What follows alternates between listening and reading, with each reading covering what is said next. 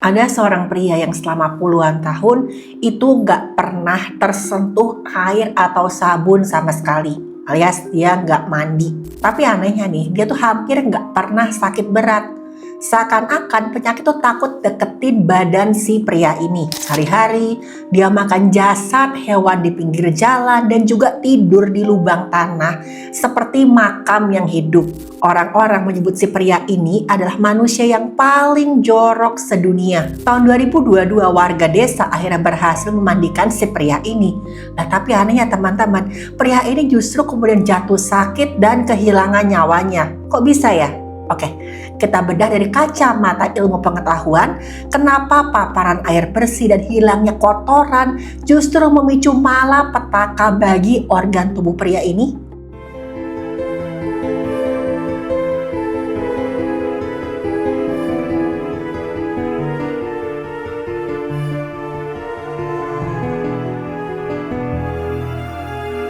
Halo, saya Dr. Stefani. Saya seorang dokter spesialis forensik dan medico legal, dan saya belajar dari yang mati. Pria ini namanya Amau Haji. Dia tinggal di gurun Iran bagian selatan.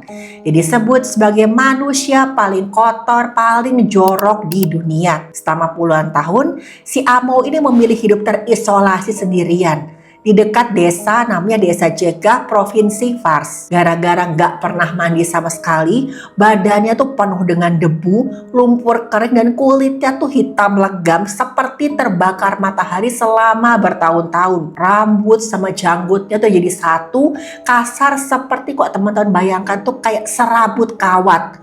Dan bau tubuhnya, aduh jangan ditanya, katanya sangat menyengat. Baru berapa meter aja udah kecium baunya. Tapi Amo sama sekali nggak peduli dengan kondisi tubuhnya. Dia justru menghindari air dan sabun sepanjang hidupnya. Nah, berdasarkan penyelidikan dari warga sekitar, perilakunya Amo ini bukan bawaan lahir. Tapi katanya pernah ada semacam peristiwa traumatik dalam hidupnya Amo. Dan sejak saat itu, Amo mengalami semacam kemunduran emosional atau emotional regression. Kepribadiannya berubah, tapi nggak ada yang tahu nih trauma apa sih yang dia alami, detailnya seperti apa. Yang jelas, Amo nggak mau lagi kena air apalagi sabun. Sejak saat itu, Amo menjauhi manusia dan milih hidup sendirian di luar desa. Untuk tempat tinggalnya, kadang-kadang dia tidur dalam lubang tanah galiannya sendiri yang mirip-mirip pemakaman kecil. Atau kadang-kadang dia juga menempati gubuk bata terbuka yang dibangun oleh warga sekitar karena merasa kasihan sama Amo. Amo ini sama sekali gak berkeluarga, dia gak menikah.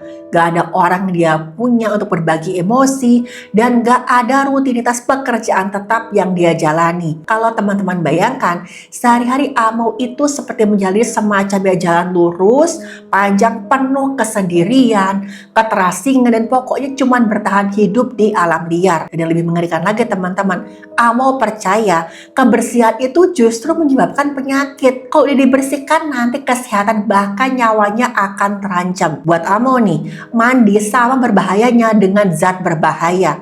Dia percaya kalau melukul air itu bisa membuat tubuhnya justru hancur lebur. Karena keyakinan ini sangat kuat, Amo selalu menolak ketika diajak membersihkan tubuhnya. Dan dia akan bersikap sangat agresif kalau dipaksa mandi. Pernah nih, dalam satu kejadian ada warga desa yang berhasil membujuk Amo masuk ke mobil. Katanya mau dibawa jalan-jalan. Tapi Amo tahu nih kok dia akan dibawa ke pemandian umum. Dan teman-teman tahu apa yang dia lakukan? Dia loncat dari mobil yang sedang melaju kencang saking gak maunya dia mandi. Dan tindakan nekat ini dianalisis sebagai bentuk panic survival yang sangat ekstrim, di mana amigdala di otaknya mengidentifikasi air jadi semacam ancaman yang kemudian akan membahayakan nyawanya. Amo udah terlanjur yakin kalau saya kena air, saya kena sabun, aduh nyawa saya gak akan selamat nih. Makanya dia nekat loh dari mobil. Ini bukan sekedar malas bersihkan diri ya teman-teman, tapi semacam obsesi yang tumbuh selama bertahun-tahun. Dan Amau mulai dengan cara yang sangat mengerikan. Bayangin sehari-hari dia makan jasad hewan yang sudah mulai membusuk, apapun itu yang dia temukan di jalanan. Salah satunya landak yang udah gak bernyawa jadi salah satu makanan favoritnya Amo sebagai asupan gizi yang dia jadikan andalan. Dia juga minum air kotor dari wadah minyak bekas yang udah berkarat, yang gak jelas air udah mengandung apa aja. Dan di sana kadang-kadang yang namanya kotoran hewan kering itu pas pasti akan dibakar untuk dibersihkan. Dan teman-teman tahu, Amo bawa pipa, dia hisap itu yang namanya asap pembakaran kotoran hewan kering. Katanya ya teman-teman, asap itu akan menguatkan badannya Amo. Merinding nggak tuh teman-teman? Kombinasi bakteri pembusuk, karat besi, spora jamur dari kotoran itu, dan sebenarnya akan dijamin memicu infeksi sepsis akut hingga gagal organ. Tapi anehnya, Amo tuh tetap hidup loh hingga usia udah sangat tua. Bahkan kelihatan jarang banget mengalami sakit yang serius. Dan lebih aneh sebenarnya, Amo itu cerdas teman-teman ketika bicara.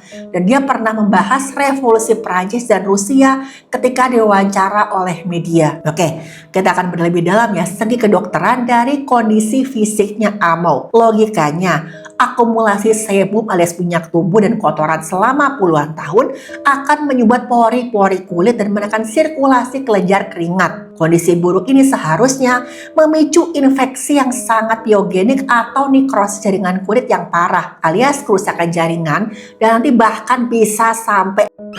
Tapi nih teman-teman, ada kejutan ilmiah yang muncul ketika otoritas kesehatan melakukan intervensi medis pada tubuhnya Amo. Tim spesialis dari Tehran University pernah melakukan screening kesehatan besar-besaran secara menyeluruh pada tubuhnya Amo. Mereka ambil sampel cairan tubuhnya untuk mendeteksi nih, ada nggak penanda patogen seperti virus hepatitis, HIV, hingga infeksi parasit. Para peneliti juga melacak apa ada invasi bakteri berbahaya dalam aliran cairan tubuhnya.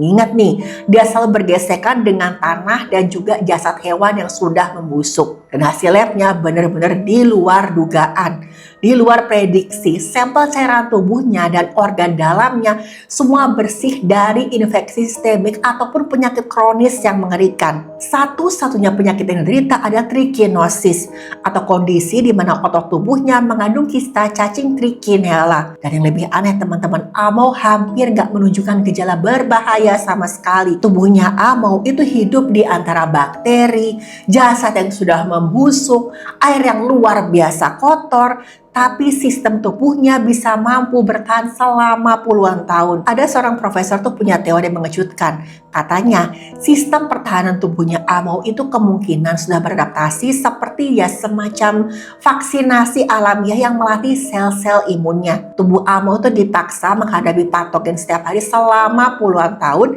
dan sedikit demi sedikit imunitasnya pun terpaksa jadi kuat. Dalam dunia medis, kondisi ini disebut dengan adaptive immune response. Tapi kondisi psikologinya justru lebih mengkhawatirkan dibanding fisiknya. Amo menunjukkan self neglect alias pengacuan diri sendiri yang sangat-sangat ekstrim. Ketika kondisi seorang tuh berhenti merawat dirinya sendiri, gangguan ini sering muncul akibat trauma emosional luar biasa.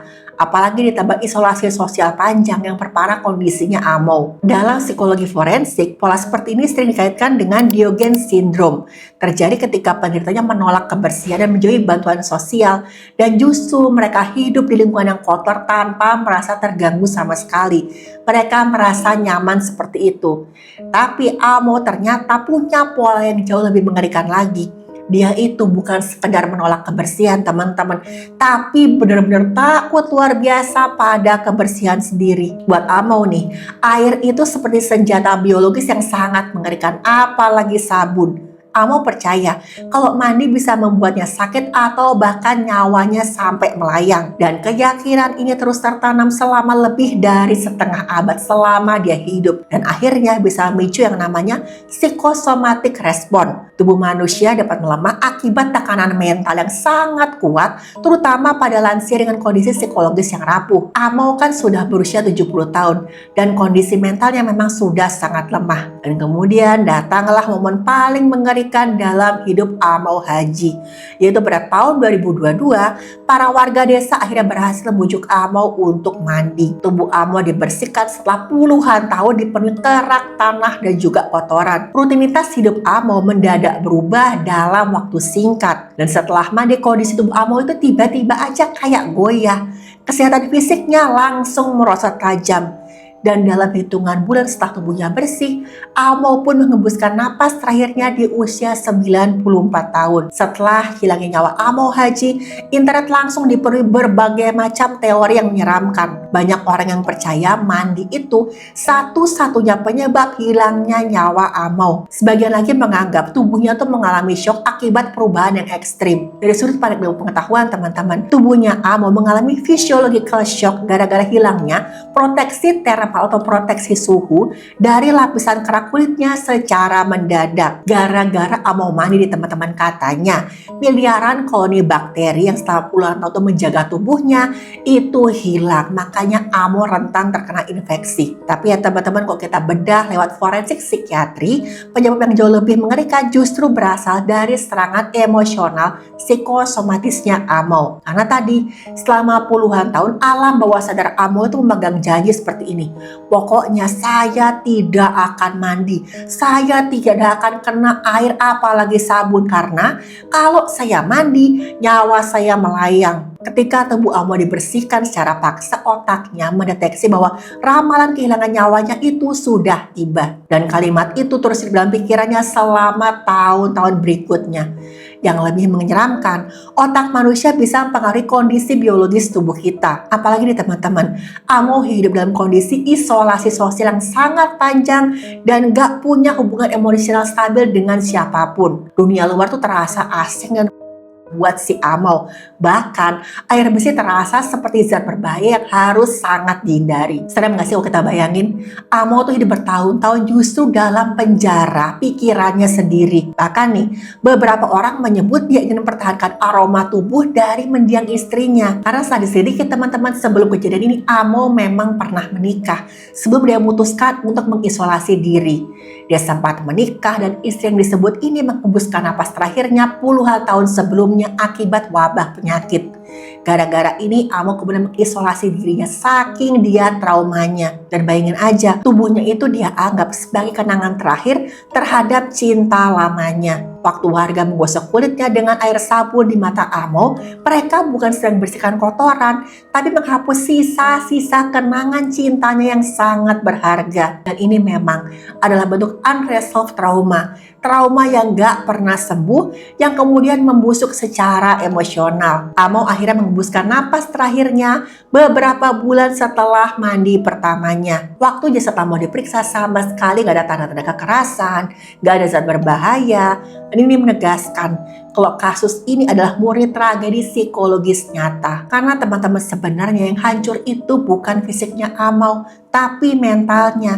Amo merasa identitas dan keyakinannya sudah hancur gara-gara mandi tadi. Dan ketakutan itulah yang akhirnya menghilangkan nyawa seorang Amo Haji. Teman-teman, perilaku menyimpang di sekitar kita itu seringkali itu merupakan bentuk cerita dari luka masa lalu yang belum selesai. Trauma psikologis yang dibiarkan tanpa penanganan medis, apalagi penanganan psikiatri, bisa mengubah total hidup seorang manusia. Dan kadang-kadang niat baik yang dipaksakan tanpa ada pemahaman klinis terhadap kondisi kejiwaan seorang seringkali justru merupakan pemicu luka baru yang berakibat fatal.